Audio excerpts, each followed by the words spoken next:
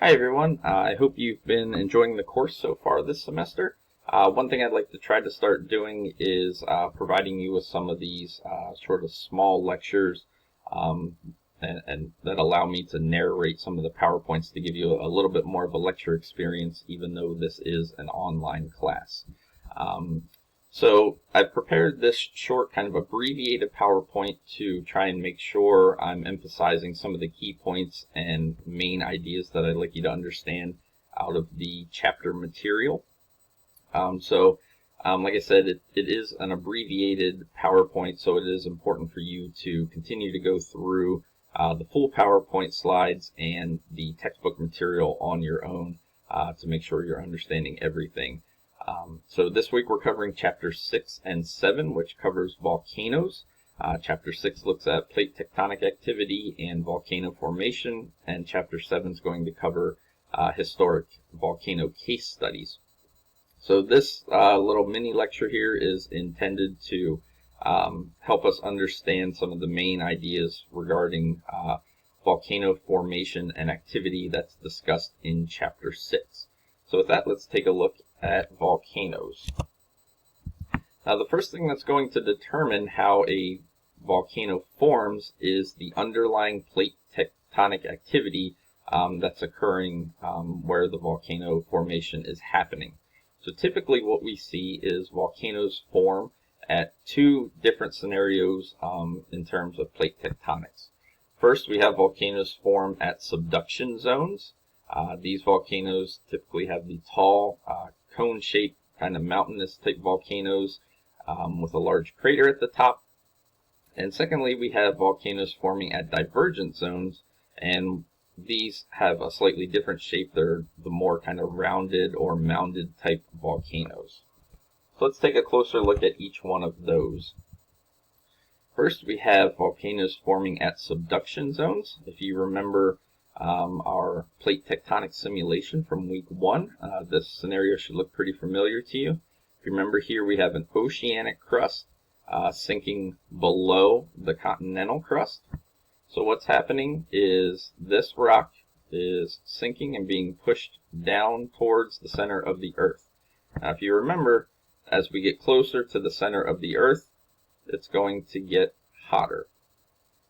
And when that rock begins to get hotter, it's going to begin to melt. Okay. Melt.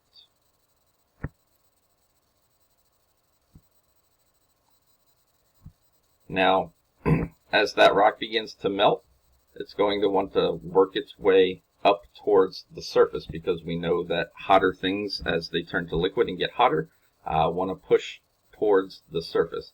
And eventually what happens then is it breaks through the continental crust, and we see volcano formation. So again, we have rock sinking, rock melting, pushing up towards the surface, breaking through the crust, and that's our first type of volcano, those volcanoes that form at subduction zones. Now here's a couple real-world photographs so you can see what these types of volcanoes look like. You can see that very cone-shaped appearance that we discussed at the very beginning.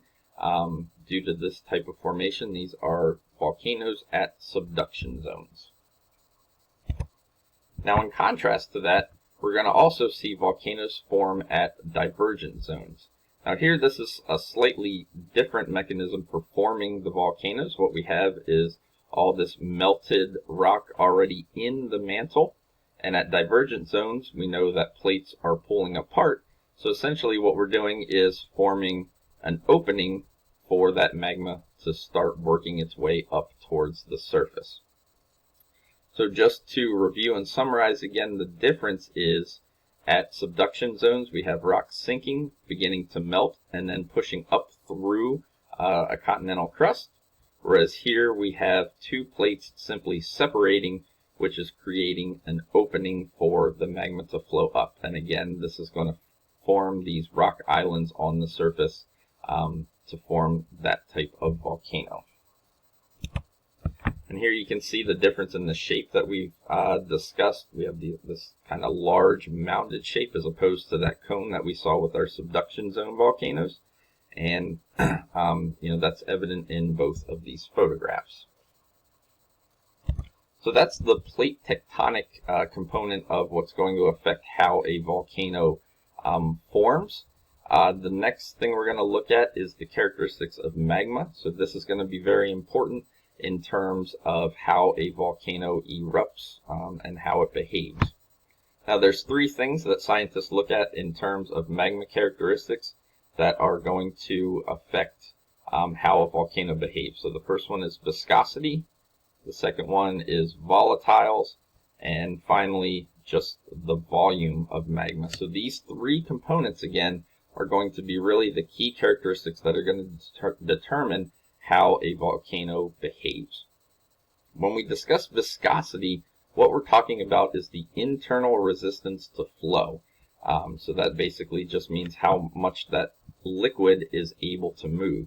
So if something has a high viscosity, it's able to move easily, which means it's somewhat more liquid. It's easier to flow. So some of the characteristics and correlations that we see are magma with higher temps typically have low viscosity, whereas lower temps typically have high viscosity. So one way to remember this is to just think about water as a metaphor. If you think about water as it gets hotter, it's going to be a liquid or a gas, so it's going to flow much easier. That means it has low viscosity. The easier it can flow, the lower the viscosity, compared to water at very low temperatures, which turns into ice, which we know is going to move slower. So that would have a high viscosity. So that's just one way you can kind of keep in mind how viscosity and magma are related. Again, it's high temp is low viscosity, low temp equals high viscosity. The second thing that's going to affect the viscosity of magma is going to be the amount of silicon and oxygen. When we have high silicon and oxygen contents, we typically see high viscosity, so it's going to be a slower flowing or a more difficult flowing type magma. And then we have mineral content is also going to affect the viscosity. So minerals are just going to be how much of that is contained within the magma. These are typically in the form of solids and crystals and things like that.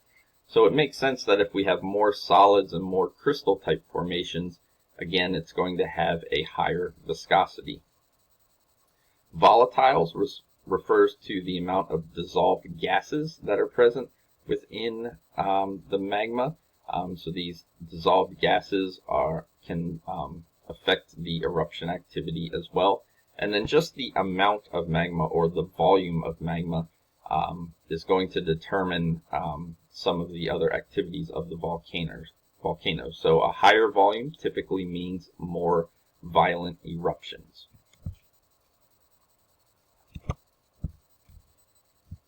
So the composition and volume of magma creates two different types of eruptions. We classify them as either non-explosive or explosive.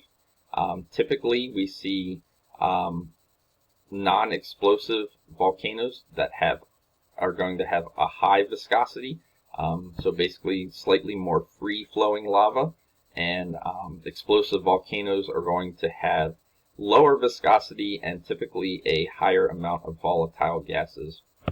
So the way to kind of think about this is just think about volcanoes as, these formations where a large amount of hot liquid is trying to essentially get out of a container, and that container is going to be, the earth. It's trapped underneath these plates, and it's trying to get out.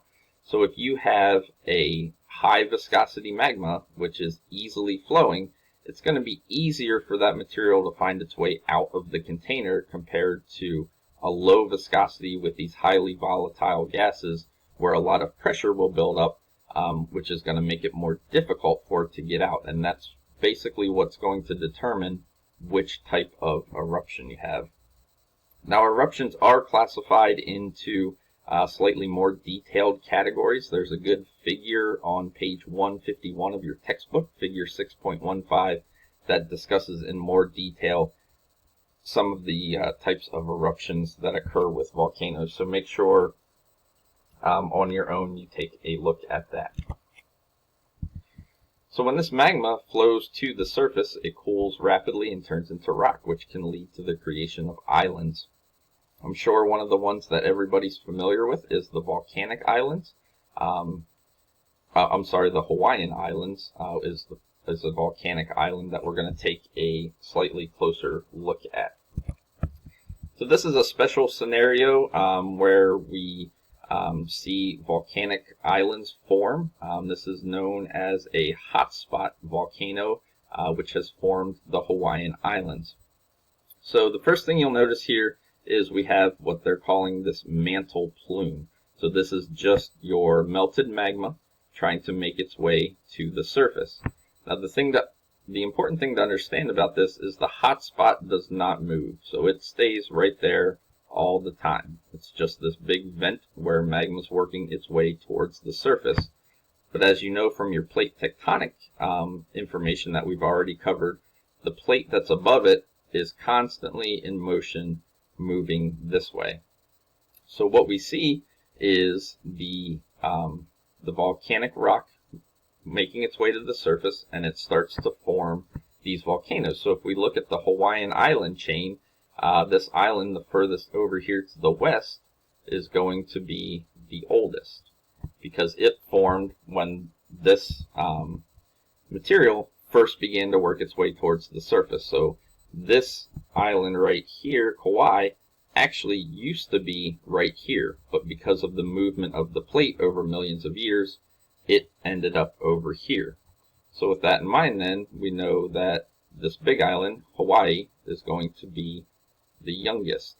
So there's a number of things that you can learn and understand just by looking at the physical characteristics of this island. We can study the rocks on the west side compared to the east side, because we know that on the west that they're older, that's older lava, and we can start to gain an understanding of things like that. So I just wanted to point that out to try and draw together how plate tectonic activity and these concepts that form volcanoes kind of tie together. With that said, again, continue to look through the rest of the material yourself, and if you have any questions or comments regarding the things that we've gone over here, please feel free to email me, or even better, post them as a question in the discussion board so all of your classmates can receive the same information from me. Thank you, and I hope you continue to enjoy the class.